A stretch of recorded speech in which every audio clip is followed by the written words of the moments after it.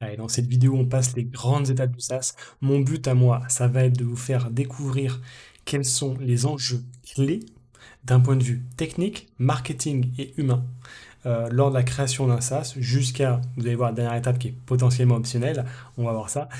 Euh, et peut-être que vous avez déjà passé pour une partie, mieux comprendre après coup ce que vous avez pu faire et si les choix étaient bons. Il y a des focus à avoir, des idées à avoir, une vision à avoir qui vont être différents d'une étape à l'autre. C'est pour ça que c'est assez important d'avoir cette vision un peu plus globale. Allez, c'est parti, on va commencer déjà par la première et vous inquiétez pas, il y en a quand même quelques-unes. La première, c'est l'idéation. L'idéation, c'est le challenge de votre idée. L'idée de base, est-ce qu'elle est bonne? Eh ben, on n'en sait rien. Mais on peut déjà filtrer pas mal d'éléments intéressants. Donc, je vais vous enlever ça. Hop. La- donc, on a la faisabilité technique pour les enjeux techniques, hein. Donc, en fait, ça va être tester. Est-ce que juste c'est faisable? Vous avez identifié les prérequis. Est-ce que vous avez besoin d'avoir un service? Par exemple, je ne sais pas si je veux récupérer, je veux résumer un Meet Google. Bon, il faut que j'ai accès à un petit LLM, en local ou à distance. Il faut que j'ai accès tout simplement à une API key de Google pour récupérer le contenu du Meet, ou que j'envoie un agent, un bot se connecter en audio. On peut imaginer plein de choses, mais on voit est-ce que c'est juste faisable. Pas toujours malheureusement. Ou en tout cas, il y a des fois des contournements qui sont possibles à faire, et c'est à ce moment-là qu'on va aussi essayer au moins comprendre un peu les astuces. Pas forcément aller jusqu'à la réalisation technique complète, hein, ça sert à rien, c'est pas le moment de le faire. Sur les enjeux techniques, enfin sur les enjeux, pardon, marketing, c'est pas la même. Regardez s'il y a du marché. S'il y a personne, c'est pas très rassurant. Soit vous êtes trop en avance sur votre temps, soit vous êtes juste en avance et ça peut marcher. Mais s'il y a de la concurrence, c'est souvent qu'il y a un marché. S'il y a un marché, il y a des clients. Donc les personnes connaissent leurs besoins. Vous allez passer beaucoup moins de temps à faire de l'éducation, à faire comprendre aux gens qu'ils ont réellement ce besoin, qu'ils ont besoin de votre produit. La proposition de valeur unique, si il y a la concurrence, justement, comment on se démarque pour dire nous, sur ce point-là, on est meilleur. Et sur les enjeux humains, c'est rechercher des cofondateurs ou des partenaires. Si on se sent d'y aller seul, tant mieux, mais souvent on a besoin d'y aller à plusieurs, donc ça peut être intéressant, et ça prend aussi pas mal de temps. Sur la suite, on va sur le lire, ce qu'on appelle l'IRLI, donc un peu tôt quoi. Je connais plus les mots français. Donc c'est de la recherche et de la validation principalement, c'est pour ça que je rajoute dans le titre, c'est pas toujours très clair. Donc c'est là où on va taper les POC, donc les Proof of Concept en technique. On veut s'assurer de la faisabilité technique de bout en bout. Alors, on ne fait pas le projet de bout en bout, mais on fait chaque petit morceau, chaque point d'interrogation, unitairement. Est-ce que ça marche? Oui, oui, oui. On ne fait pas encore ce qu'on appelle le MVP, on ne fait pas encore de bout en bout, on veut que chaque petit morceau soit faisable. Et on s'arrête là. Ça sert à rien d'aller plus loin. Si on a un qui foire, tout foire. Voilà. Ça c'est dit. Tester les services et les produits enfin tester les services et les outils qu'on va utiliser, bien sûr, si vous êtes fortement couplé à, je sais pas, du Shopify, assurez-vous que vous comprenez comment marche Shopify. Au moins les grandes lignes, à minima. Côté marketing, études de marché, on va un peu plus pousser, voir comment ça va marcher. Je ne vais pas aller plus loin, je ne sais pas s'il y a grand chose à aller plus réellement. Et surtout, commencer à interviewer des personnes. On ne dira jamais assez parler de vos projets. Et c'est une des plus grosses conneries qu'on fait en France, de il faut pas parler, pas parler, pas parler. C'est la meilleure manière d'arriver sur le marché en ayant passé des années à travailler et que ça foire. Parce que personne ne vous connaît, parce que personne ne comprend ce que vous faites, parce que vous n'avez jamais challengé vos idées.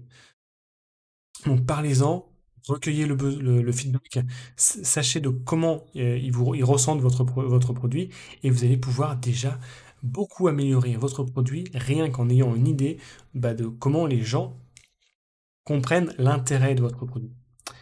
Et côté humain, ça peut être aussi un début de recrutement et pour des recrutements, c'est pour ça que j'ai mis un slash, c'est important d'avoir une culture de travail, ce qu'on va aussi appeler la culture d'entreprise. C'est beaucoup de choses en même temps, mais c'est s'assurer que tout le monde travaille de la manière, pas forcément de la même manière exactement, mais au moins dans la même direction. C'est pour empêcher que des personnes travaillent en direction différentes. Donc on veut que l'état d'esprit soit relativement similaire et on veut que ça matche le plus possible, qu'il y ait une cohérence dans l'équipe, qu'il y ait une cohérence même dans l'entreprise au sens large. Alors le suivant, c'est un de mes préférés, c'est ce qu'on appelle le go to market, mais que moi personnellement j'appelle le rush to market, parce que c'est vraiment un moment où on s'en fiche de la qualité. Le but, c'est d'arriver et de confirmer. En fait, ce qu'on fait, c'est qu'on crée des hypothèses. On a l'hypothèse que les clients ont besoin de tel produit, qu'ils ont tel besoin en fait déjà. On n'est même pas sûr qu'ils aient vraiment besoin. Qu'il est de telle manière, qu'ils veulent faire telle chose. Tout ça, c'est des hypothèses. Est-ce qu'ils seront prêts à passer une, deux, trois étapes de formulaire? Peut-être pas. Et tout ça, c'est des hypothèses. En positif ou en négatif. Mais il faut tout tester. Et donc, pour tester, il faut arriver le plus tôt possible à les faire tester. Donc, on passe sur du MVP. Si vous commencez à faire payer par votre MVP, si ça vous a pris très peu de temps, tant mieux. Mais si ça vous a pris une semaine pour créer des paiements, ne le faites pas. Ne le faites pas. Ajoutez juste vos utilisateurs à la mano au début, on s'en fiche. Au début, ça va vous prendre quoi? Allez, 30, ouais, 2 minutes pour créer un utilisateur. Ok. Si je crée tout mon processus de paiement, si ça me prend une semaine, regarde la différence. J'attends une semaine avant de pouvoir juste confirmer une hypothèse, ou j'attends 2 minutes. J'ai créé l'utilisateur et il peut tester l'application. Je lui fais ses paiements à la main s'il faut, c'est pas grave. Si j'ai 10 utilisateurs au début, ça veut dire que j'ai 10 possibilités de mieux comprendre leurs besoins et de pouvoir avancer. Ce qui veut dire que, allez, ça me prend peut-être 1 heure par mois, bah, c'est bon en fait. Les 5 jours de boulot, les 40 heures enfin, de boulot, ouais, bah, c'est rien. C'est juste rien. Donc vraiment, j'insiste sur là-dessus. Le MVP, c'est le moins de choses possibles. Pas de paiement, pas de personnalisation, même pas enfin voilà. Enlevez-moi tout ce que vous pouvez. C'est super important. Enfin voilà, j'insisterai jamais assez là-dessus. Là, c'est une erreur qu'on a tous fait, que j'ai fait aussi, bien sûr, et bien souvent.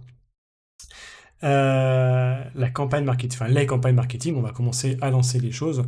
On veut commencer à préparer les différents emails qu'on va pouvoir leur envoyer, quels sont les arguments à leur donner, quelle est la plus-value de l'application, et on va souvent en découvrir encore à cette phase-là, donc c'est aussi intéressant, et même en discutant, on va améliorer. D'ailleurs, ce sera aussi sûrement l'aspect d'après. On a les premiers utilisateurs, il faut un peu les chérir. Faut pas non plus répondre à toutes leurs exigences, ça ne sert à rien. Mais il faut réussir, et c'est là où le curseur est pas toujours facile, à toujours répondre positivement en montrant que on y met de l'intérêt. Mais il faut attendre qu'on ait suffisamment d'utilisateurs à avoir ce besoin-là, ou qu'ils soient en tout cas réels, qu'il y ait une vraie frustration sur cet aspect, pour venir améliorer les choses. On a beaucoup d'autres choses. À ce moment-là, souvent, il y en a dans tous les sens et on a beaucoup, beaucoup, beaucoup trop de choses à faire. Et la formation aux outils et aux processus, donc ça, le côté humain, c'est là où on va commencer à voir qu'est-ce qu'on fait, comment on le fait. On vient de faire un outil, on vient d'utiliser un service à côté, que tout le monde puisse faire la même chose de la même manière. Souvent, dans ces cas-là, on va avoir qu'une personne qui s'occupe d'un service. On va avoir 36 piliers en fait dans l'entreprise. Mais c'est important aussi que s'il y a une absence, qu'il puisse être remplacé. C'est pas toujours le plus simple, mais c'est toujours intéressant à faire. Et bien sûr, ça c'est une des parties les plus compliquées, surtout durant les lancements, parce qu'au lancement, ça peut rater, et ça rate même assez fréquemment, jusqu'à qu'on trouve justement l'étape d'après. Mais on va y arriver. Il faut maintenir la motivation. Le stress peut monter très très fort, la motivation peut diminuer énormément. Donc réussir à donner des petits challenges à ceux qui ont besoin de challenge, montrer les objectifs à ceux qui en ont besoin. Chaque personne est un peu différente là-dessus, donc ça peut être compliqué à maintenir. Il y en a qui le font super bien, et bravo à eux d'ailleurs. Le suivant, je l'ai assez teasé, c'est le market fit. Donc c'est justement avoir trouvé l'intérêt de notre marché. C'est de trouver justement l'association de notre marché, notre besoin et des clients qui ont ce besoin.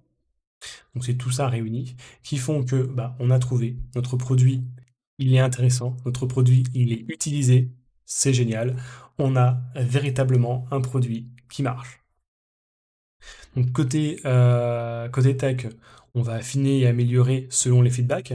Donc le but, c'est toujours pareil, hein, c'est de toujours s'approprier le besoin du client, le comprendre le mieux possible, c'est le point justement de marketing aussi, hein, comprendre le besoin client. À tous les niveaux, il faut le comprendre, c'est super important. Et on va tendre vers ça, autant dans le positionnement, côté marketing, autant dans les features, côté développement. C'est le nerf de bataille, la compréhension du besoin. Si vous comprenez ça, vous avez tout compris.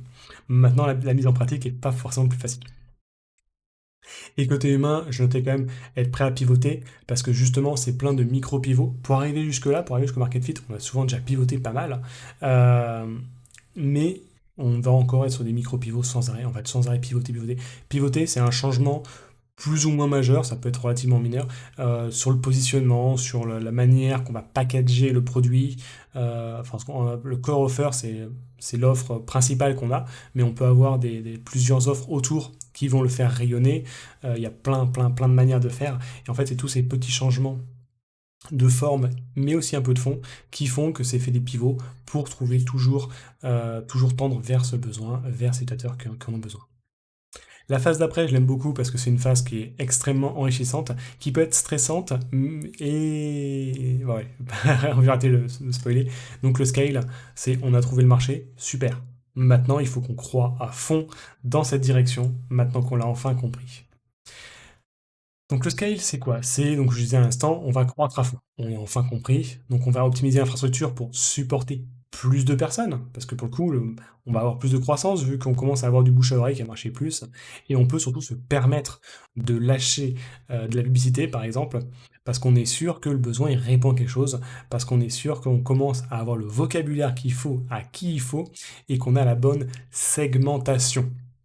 La segmentation, c'est quoi? C'est la niche qu'on vise en fait. Et justement, vu qu'on est en pleine scale, qu'on est scale, hein, qu'on a trouvé notre marché, côté marketing, on peut ouvrir un peu plus les vannes, on peut ouvrir un tout petit peu plus à la niche et viser plus de gens. Et on va automatiser bien sûr les processus. Là, c'est justement, il commence à y avoir du volume, donc il faut qu'on passe le moins de temps possible pour chaque utilisateur. Donc, c'est aussi, enfin, d'un point de vue technique, c'est par exemple que je fais une mise en production, il ne faut pas que j'ai 3000 actions à faire manuellement. Le déploiement un petit peu dans la douleur à chaque fois, ça, on automatise ça, on fait un beau petit script tout beau, on appuie sur un bouton, ça déploie, c'est tout beau, c'est tout fini et basta. Et il ne faut pas que ce soit plus compliqué que ça. Alors, c'est très facile aujourd'hui pour faire ce genre de choses, vraiment, il n'y a aucune excuse pour ne pas le faire. Et niveau recrutement, bah, vu qu'on est en scale, vu qu'on commence à avoir plus d'acteurs, c'est là aussi où on va recruter encore et encore un peu plus, même beaucoup plus. C'est la phase où on va recruter le plus.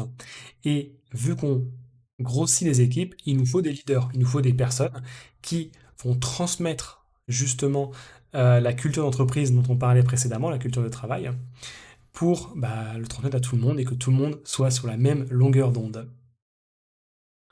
La phase d'après, c'est on essuie les pots cassés. C'est la phase de stabilisation. Alors, je vous enlève ça. Hop. La phase de stabilisation, c'est justement, on a avancé très vite, parfois trop vite. Donc, on a une décroissance, c'est normal. Tant qu'on ne décroît pas bien à ce qu'on avait avant la phase de croissance, c'est mieux. Donc, on va stabiliser les choses. On veut maintenant stabiliser les utilisateurs. On veut qu'ils restent le plus longtemps possible. Et pour ça, on va monitorer. On veut suivre ce qu'ils font, on veut suivre ce qui se passe. Et c'est comme ça qu'on va essayer de fidéliser. Stabiliser, fidéliser, ça va être les deux gros mots hein, ici. Je vous ai noté le CAC et le CLV, donc qui vont être les optimisations de coûts d'acquisition et les valeurs clients. En fait, combien le client nous rapporte. Il peut être en négatif hein, au début, faut faire attention. Le but c'est quand même qu'il passe en positif, qu'un utilisateur soit rentable, parce que sinon ça veut dire qu'on débourse, on débourse, on débourse.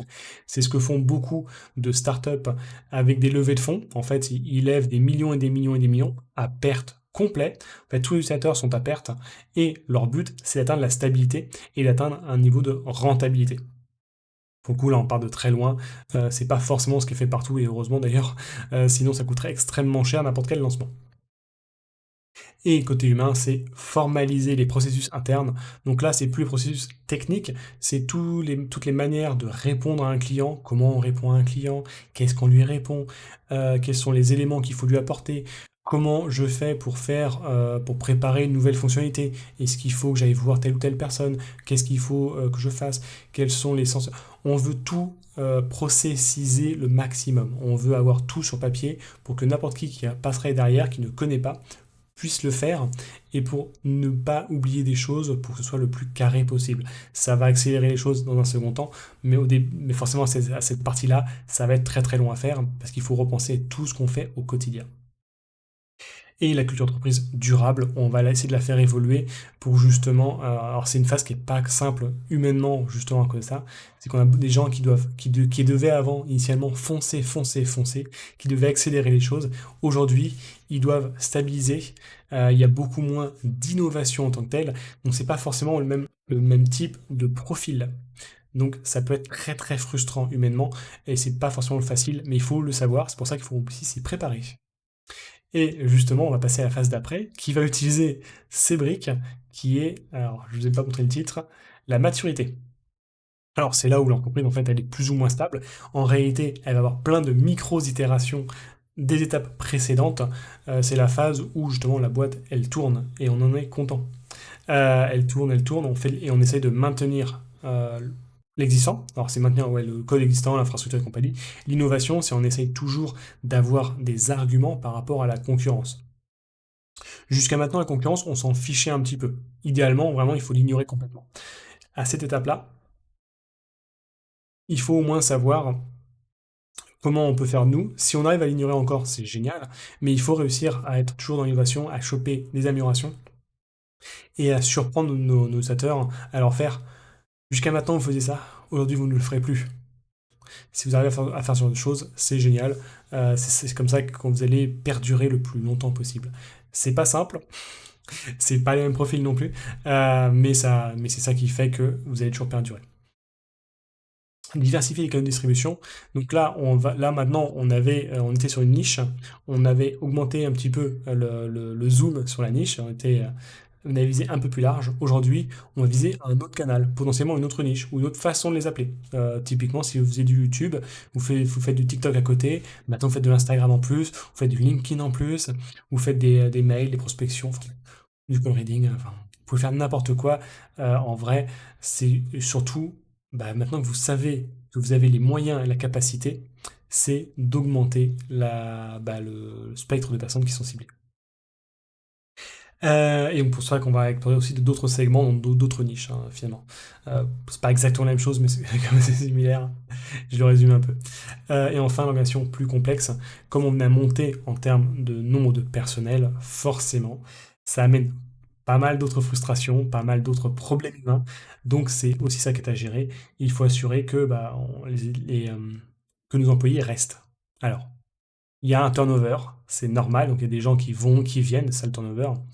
Euh, mais il faut réussir à les stabiliser, pas forcément le plus longtemps possible pour le plus longtemps possible, ça n'a aucun intérêt, mais c'est aussi sélectionner les bons au début. Prendre le temps de recruter, c'est d'autant plus important ici qu'avant. Avant, ça a été très énormément, mais ici aussi, ça va être pareil. Vous avez enfin du temps pour le faire réellement. Donc, faites-le. Il aurait fallu le faire dès le début, je vous le cache pas. Vaut mieux en chier 2, 3, 4, 6 mois de plus et avoir le meilleur profil possible que prendre le premier qui tombe. Mais il suffit d'une pomme pourrie pour que vous ayez 4 personnes qui s'en aillent. Ça, c'est malheureux. C'est arrivé dans pas mal de boîtes que j'ai pu connaître et c'est toujours un peu triste. Le dernier, c'est l'étape optionnelle. Alors, vous avez déjà vu en partie. C'est l'exit ou l'expansion. Alors, c'est surtout l'exit que j'ai mis en avant. Ça va être comment on fait pour revendre l'entreprise. Donc, c'est est-ce que vous voulez faire une revente active? Est-ce que c'est vous qui voulez revendre ou est-ce que on vous propose de racheter et vous dites oui ou non? Alors, l'active, pour le coup, ça va être détecter les synergies. Donc, ces synergies, c'est quoi? C'est quelles entreprises marcheraient extrêmement bien avec vous, à tel point que les deux réunis, c'est pas un plus un qui font 2, c'est un plus un qui est égal à 3. Vous allez euh, faire scintiller, vraiment booster l'offre l'un l'autre. Alors, j'ai pas d'exemple en tête là tout de suite, mais mais c'est typiquement quand vous avez ajouté, je sais pas, on parlait de Google tout à l'heure, si je mets du Google Meet avec les rendez-vous Google, c'est génial. Le lien est en 2 secondes et il n'y a rien à penser, c'est déjà là. On gagne énormément de temps à ne pas avoir créé de Meet. Enfin, le rendez-vous, je parle du rendez-vous en Meet. Mais voilà, l'un va avec l'autre et ça devient presque une évidence. Maximiser la valorisation côté marketing, c'est grossir toujours plus la base de données clients, euh, donc en maintenant la croissance justement, mais c'est aussi améliorer tout ce que vous pouvez sur la compréhension des clients, l'ouverture à de nouveaux besoins. Donc pourquoi on va refaire des cycles, bien sûr, de croissance et compagnie avec ces nouveaux besoins. Et par contre, ça c'est une phase qui est aussi un peu compliquée. L'exit n'est pas toujours publiquement annoncé dans l'entreprise. Si c'est le cas, il faut s'assurer la continuité de l'entreprise. Ce que ça veut dire, c'est qu'il y a pas mal de gens qui vont se poser plein de questions. Est-ce qu'il faut rester, est-ce qu'il ne faut pas rester? Donc c'est les rassurer. On ne signera pas s'il n'y a pas une continuité de vos jobs. Et on s'assurera que, etc., etc. C'est donner les éléments dont les gens ont besoin et dont même on a besoin, parce qu'on a aussi envie que la boîte elle continue de tourner, ce qui est normal même si on n'y est plus. Et souvent, vous allez voir, vous allez y rester malgré tout. Et bien avec ça, ça fait quand même quelques belles étapes, hein, et j'espère que c'est beaucoup plus clair pour vous et que maintenant vous savez vous dire à quel niveau vous en êtes rendu dans votre boîte ou pas, et qu'est-ce qu'il faut que vous, quelle vision il faut que vous ayez. Donc c'est quand même pas du tout les mêmes choses. Bref, je vais me perdre un peu. Et moi je vous dis à la prochaine, et si vous avez des idées de vidéos ou autres, n'hésitez pas à mettre en commentaire. Salut!